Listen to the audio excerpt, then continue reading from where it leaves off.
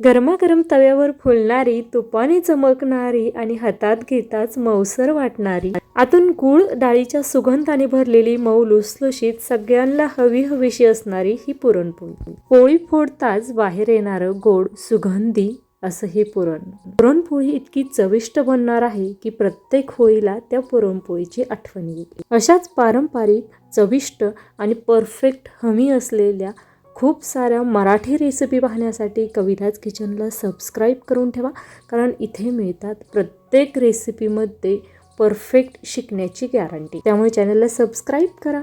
हाय, hello, नमस्कार. मी कविता, तुमच्या आवडत्या कविताज किचनमध्ये सर्वांचं खूप खूप मनापासून स्वागत करते. होळी स्पेशल आज आपण ही पुरणपोळी बनवत आहोत, कारण आपण नेहमीच म्हणतो होळी रे होळी, पुरणाची पोळी. आज आपण एकूण 10 पुरणपोळी करण्यासाठीचं साहित्य प्रमाण पाहूया. त्यासाठी साधारणतः एवढी डाळ घेतली, वाटीच्या मापाने 2.5 वाटी एवढी डाळ आहे. लहान आकाराच्या वाटीच्या मापाने ही मोजून घेतली. स्वच्छ धुवून 15 ते 20 मिनटं मी पाण्यामध्ये तसेच ठेवली होती. आता यामधील पाणी काढून घेतलेलं आहे. कुकरमध्ये आपण पाणी टाकलेलं आहे. पाणी घेताना थोडंसं जास्त घेतलेलं आहे, जेणेकरून मला आमटी देखील करायची आहे आणि या कटाच्या आमटीची रेसिपी 4 ते 5 दिवसानंतर तुम्हाला पाहायला मिळणार आहे. सर्व डाळ यामध्ये टाकली. त्यानंतर आपण कुकरला झाकण लावूया. त्यानंतर 3 ते 4 शिट्ट्या करून अगदी मऊ लुसलुशीत अशी ही डाळ आपल्याला शिजवून घ्यायची. तोपर्यंत आपण कणिक भिजवून घेणार आहोत.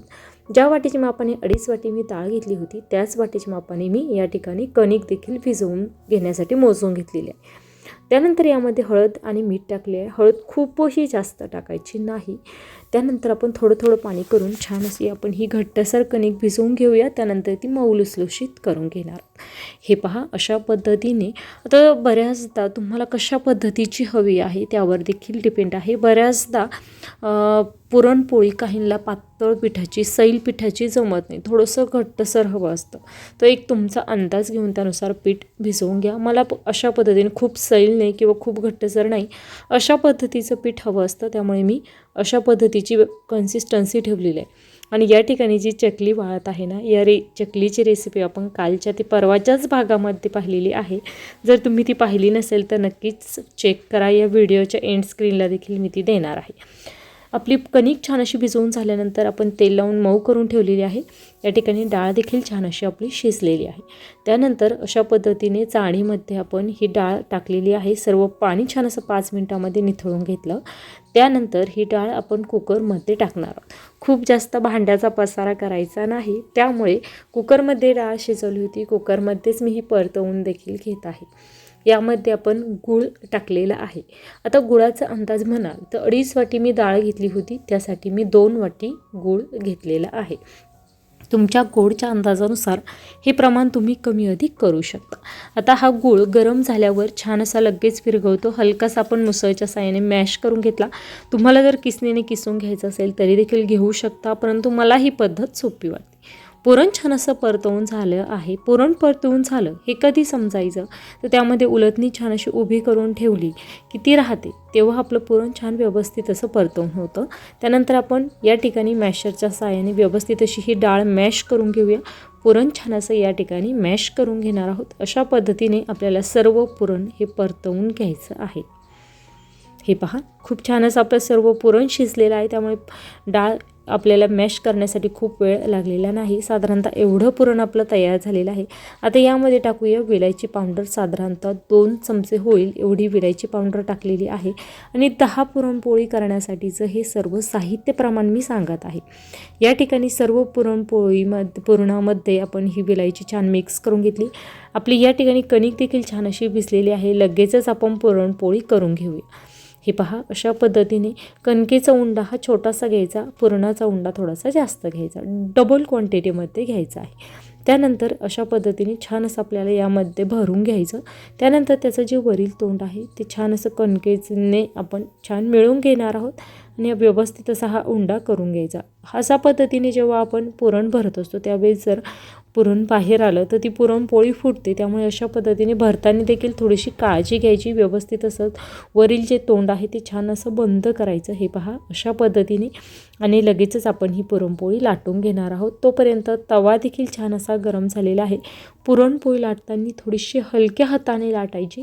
व्यवस्थित अशी पुरणपोळी लाटून घ्यायची. खूप जास्त दाबून प्रेस करून लाटायची नाही, तर हलक्या हाताने लाटायची. हे पहा, अशा पद्धतीने पुरणपोळी छान अशी लाटून घेतलेली आहे. तवा देखील छान असा गरम झालेला आहे. आता एका वाटीमध्ये मी साजूक तूप छान असं वितळून ठेवलेलं आहे. त्या साजूक तुपाचा वापर करून या ठिकाणी मी ही पुरणपोळी भाजून घेणार आहे. तुमच्या आवडीप्रमाणे तुम्हाला साजूक तुपामध्ये किंवा तेलामध्ये ही पुरणपोळी भाजायची असेल तरी देखील भाजू शकता. फक्त पुरणपोळी भाजण्यासाठी गॅसचं तव्याचं टेम्परेचर खूप महत्त्वाचं आहे.